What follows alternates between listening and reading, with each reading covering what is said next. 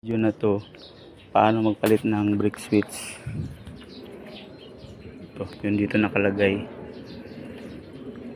Kagaya nito guys, wala na siyang brake light.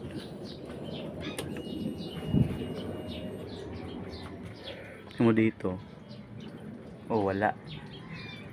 Yung left wala, pero yung right meron. Ganito lang yan guys, tanggalin lang to 8mm. Oh, ma-access nyo na yan.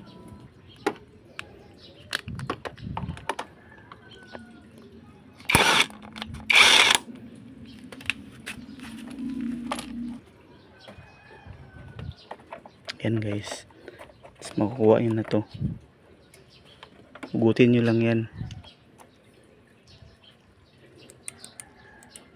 Defective na. Tapos guys, ikabit natin itong bago. Ikabit natin dito. Yan guys, nakakabit na natin. Susubukan natin kung gumagana. Okay guys, ito lang yun.